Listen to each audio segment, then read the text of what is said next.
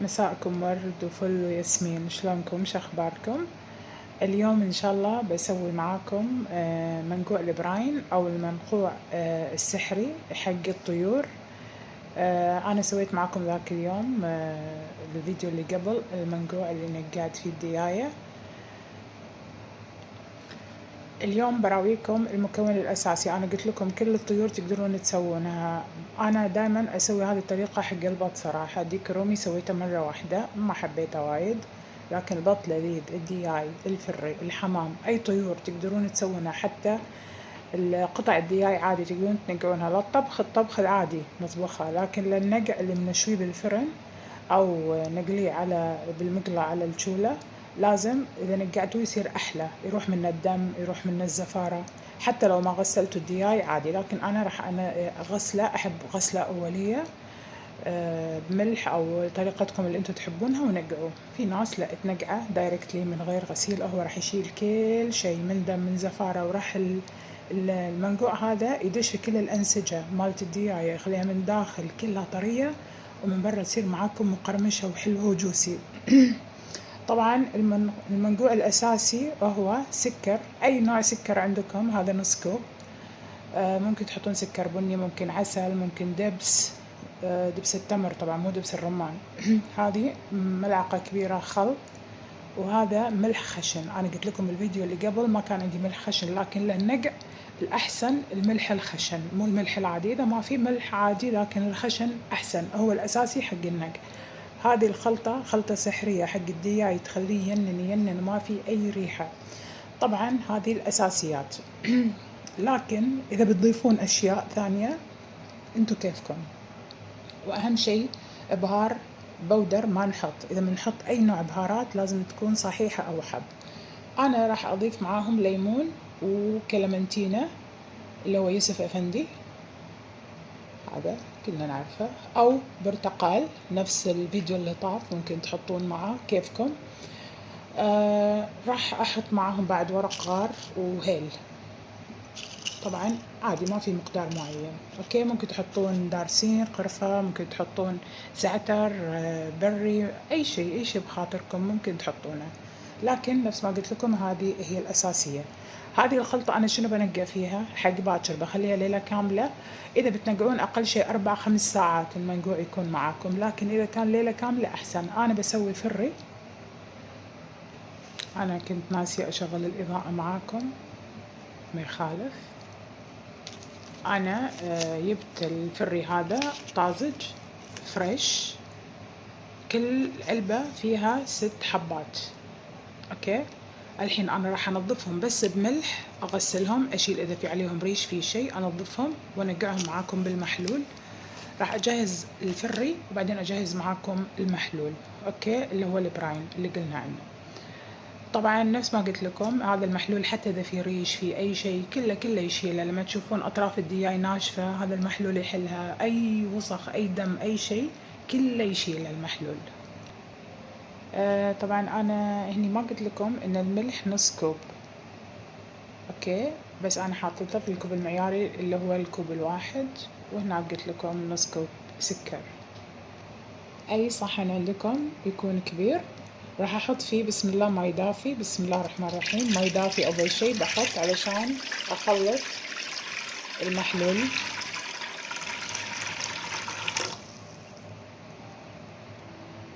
هني حطيت الماي الحار وحطيت المحلول كله، الملح والخل والسكر. الماي أول شي يكون دافي، ونحرك المحلول كله على ما يذوب كل الخليط معاي، أوكي. طبعا ما يصير ننقع الطيور بماي دافي او ماي حار الحين، بس احنا حطينا هذا علشان نذوب المحلول يذوب معانا اسرع، اوكي. بعدين راح نحط عليه ماي عادي، ماي بارد او ماي من مال حرارة المطبخ يعني. الحين بعد ما ذاب نحط ورق اللورة او الغار والهيل. راح احط الليمون واليوسف افندي او الكلمنتينا. بسم الله الرحمن الرحيم. كنت بقول لكم السكر، ترى يمكن تسألون ليش السكر يعطيكم كرملة حق الدياي أو الطيور. لما تشوونه بالفرن يصير من برا كريسبي كذي وحلو. اوكي الحين راح احط بسم الله ماي عادي، مو ماي حار. طبعا الماي ما في مقدار معين، اهم شيء ان الطيور تكون كلها مغمورة بالماي بالمحلول. راح ازيد بعد الماي بسم الله.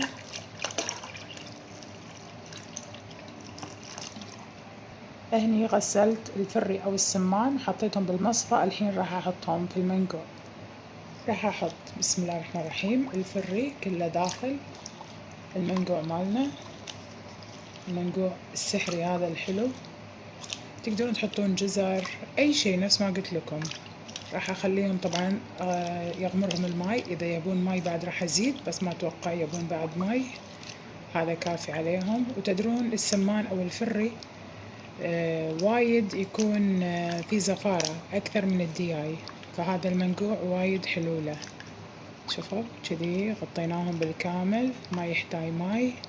الحين راح اغطيهم واخليهم ليلة كاملة ليه باكر ان شاء الله، وراح تتابعوني علشان راح اسوي معاكم شي لذيذ.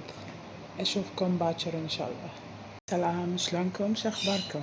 رجعنا اليوم الثاني ان شاء الله عشان نسوي طاجن السمان اللذيذ. طبعا انا كنت مغلفته وخليته معاكم من امس يوم كامل.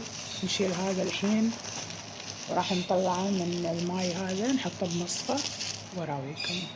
حبيت اراويكم السمان ما شاء الله. شوفوا ريحته طبعا تينن، شوفوا شلون صار طري، شوفوا من داخل شحالاته شلون نظيف. ريحته طبعا تينن تينن تينن، بس شلته من المنقوع وحطيته هني لانه خلاص نظيف ومغسل. هني حبيت اراويكم بس الطاجن اللي او الطاجين اللي بسوي فيه. انا مشغله الفرن على 350 وسط، حطيت تحت صينيه. اخاف صراحه هو ما ينكسر، بس اخاف احتياط لازم احط صينيه تحت الطاجين بالفرن. ممكن تسوونه على الغاز من فوق على الشوله الاكله هذه. حطيت فيه سمن وخليته يسخن. طبعا غسلته قبل لا استعمله بشويه ماي دافي او ماي حار من الحنفيه، وحطيته ينشف شوي، بعدين حطيت فيه سمن وخليته يسخن علشان لا ينكسر معي. اوكي جهزت الصاجة هني، بحمس شوية السمان مع البصل. طبعا تقدرون دايركت تحطونه بالطاجين، لكن انا بسوي الحركة هذه كل واحد وطريقته. هو طاجين يعني مغربي، انا احب اكل المغاربة والتوانسة صراحة وايد لذيذ، والطاجن المصرية كل الاكل ينن لما تكون من ايادي او نفس حلو. الحين نفس ما قلت لكم بحمسهم شوي هني على الصاجة. بحط سمن كيفكم، زيت زيتون كيفكم، انا بستعرض معاكم المكونات هني وانا اشتغل. اوكي على ما يسخن السمن. هذا البرقوق او القراسية طبعا هو انا جبته صراحة من السوق، في داخل هذا هو في داخل نوى. اوكي فبالليل انا قصصتهم وخليتهم الثلاجة وحطيهم الحين بشوية ماي عادي. اوكي وهم في زبيب انا نقيته بماي عادي، وهذول شوي نخليهم نحط منهم للتزيين، فيهم حبوب لان فيهم نوى داخل. اوكي هني عندي بصل 6 حبات كبار او وسط، بسم الله قطعون باللي يعجبكم. بسم الله الرحمن الرحيم. طبعا اشتغل على نار عالية، انا ما راح اخليهم يستوون يعني او يعني الطبق يخلص هني، لا احطهم بالطاجين، لكن الحمسة هذه معي حلوة احلى. احط كل شيء مع بعض بعدين ادخلهم بالفرن. نفس ما قلت لكم تقدرون دايركتلي تحطوهم بالطاجين على طول على الشولة هني او داخل الفرن. طبعا انا راح اسوي اليوم معاكم ورق عنب، براويكم شيء لذيذ وسهل، راح تحبونه. ما ادري الدول برا في منه ولا بس هني عندنا.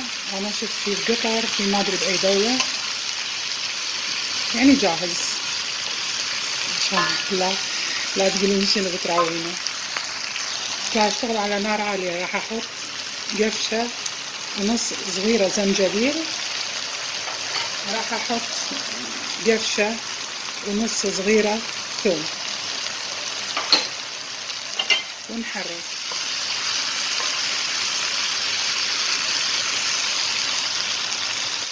طبعا تقدرون تسوون الاكلة هني هم بالصاجة تطلع وايد لذيذة.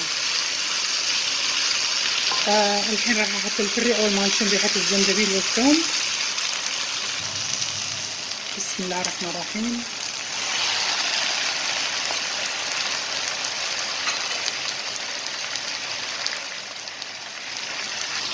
راح احط شوية بهار دياي. بسم الله. شوية قرشة صغيرة هيل، قرشة صغيرة فلفل اسود، هذه وايدة صغيرة، بعد واحدة بحط. شوية كزبرة، شوية بابريكا،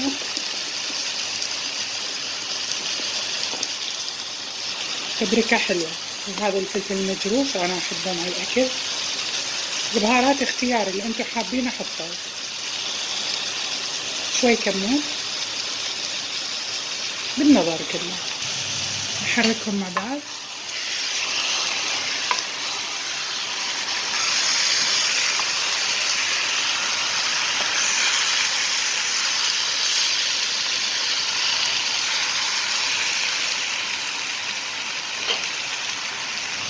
بحط شوية ملح، بحط شوية كزبرة وبقدونس، بحط البرقوق او الكراسية، زبيب، كل اي كمية انتو تبونها، اللي هو كشمش. الحين انا سكرت الشولة، بحط لهم شوية زيت زيتون، هذا زيت زيتون اصلي جبته ينن. بحط لهم رشة سمان. الحين راح نخلهم على الطاجن. شوفوا تشيليش حالات المنظر ينن، تقدرون تكملونه هني، تغطونه، تسوون اكلتكم. هذا الطاجين للحين فيه سمن مخليته بالفرن. الحين بنقل الفري او السمان هني. شوفوا شلون حار حالاته، بس براويكم شوية. بسم الله. عشان حار انا من شغله تحت الكيلو ترى طلعته من الفرن.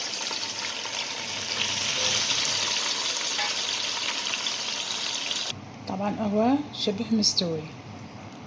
هني جهزت زعفران نقعته بماي، اللي ما عنده زعفران ترى عادي نحطهم فوقهم، عادي يمشي من غير زعفران. الحين راح اشيل هذول واحطهم داخل. حطيت الزعفران اللي بقى معاي، بحط شوية من هذا القراصية معاهم داخل. لكن هذه نفس ما قلت لكم فيها نوى، تدورون بالكم لما تاكلونها. انا شلتها عشان تكون سهلة بالاكل، لكن هذه شبه تزيين.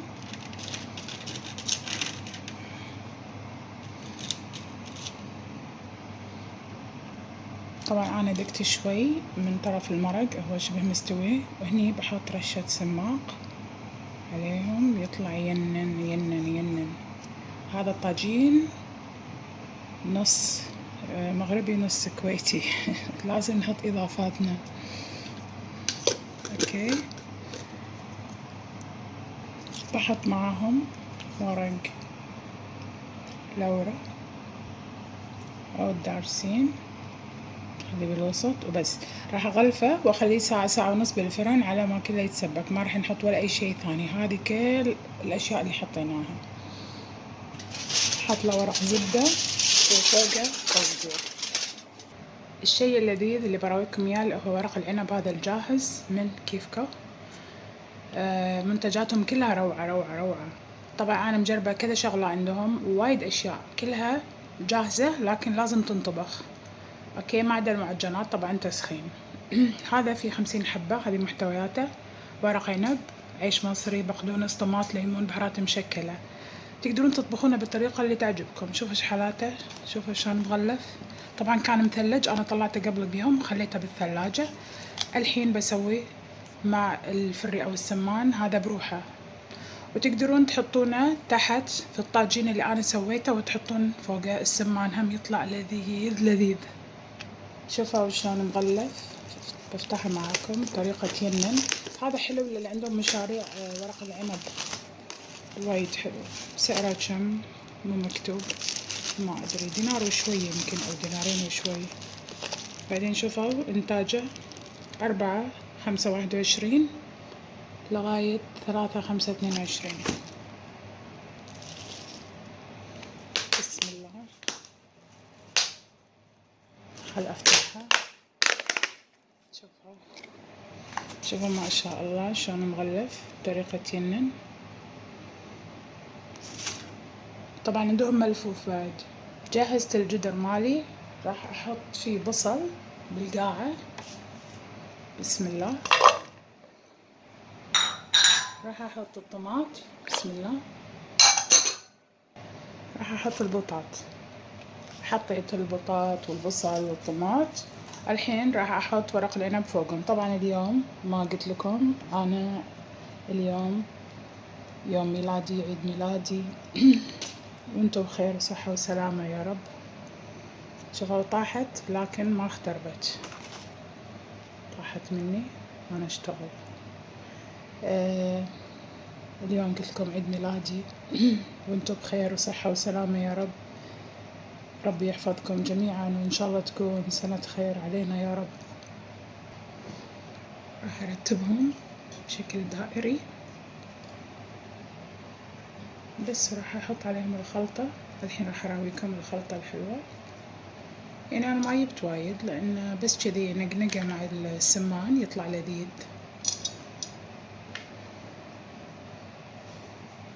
خلصتهم.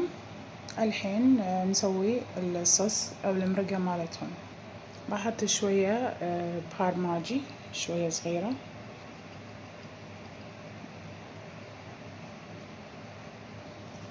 ماجي خضار هذا. بحط ملح. ملح دائما اقول اختياري. بحط معجون التمر الهندي. بسم الله.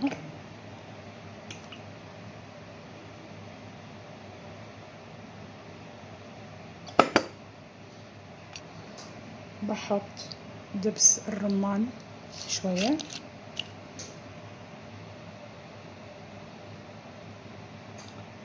بس مو وايد. شوية صغيرة ليمون. بسم الله. أنا ما راح أحط معجون طماط، اللي بيحط معجون يحط، أنا كافي الطماط اللي حطيته الفريش. راح أحط شوية كمون. بسم الله. وشوية فلفل أسود. فلفل أسود لازم.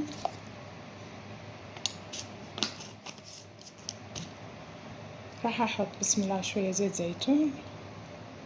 آخر شي لما يستوي أنا أحط له بعد رشة زيت زيتون، مرات إصبار تمر هندي، مرات ليمون مع زيت الزيتون، يعطيه لمعة ويخليه طعمه ينن. آخر شي لما بتسكرون عليه أو قبل ب5 دقايق لما تسكرون عليه حطوا عليه الوجه شوية زيت زيتون. الحين راح أحط ماي حار. بسم الله الرحمن الرحيم. طبعا ما راح أكثر لأنهم شوية.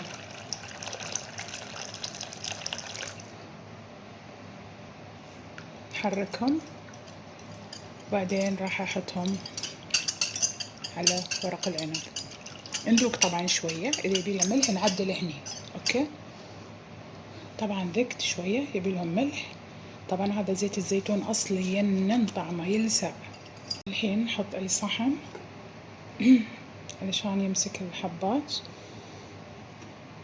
ونحط الصوص مالنا. بسم الله الرحمن الرحيم. حط شوية واضغط بالصحن يبي لهم بعد. لما اشوف شوية الماي طلع معي خلاص. شوفوا احط لهم بعد شوية بس كذي. اوكي. الحين راح اخليهم ساعة ونص مع الفري وان شاء الله يطلعون مع بعض. هذا ورق العنب طلع ما شاء الله تبارك الرحمن ينن. خذ ساعة ونص هو الطاجن اللي بالفرن خلصوا مع بعض. طبعا ذقت واحدة ينن روعة، الطعم مو طبيعي.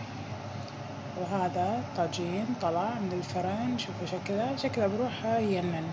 الحين ببطله معاكم نشوف. نبطل شوي شوي. شوفوا البخار ينن ما شاء الله. شوفوا الجمال، شوفوا اللذاذة ما شاء الله تبارك الرحمن. روعة روعة. لازم تجربون الطبق وتقولوا لي رأيكم. ينن علينا وعليكم بألف ألف عافية. أشوفكم فيديو ثاني إن شاء الله.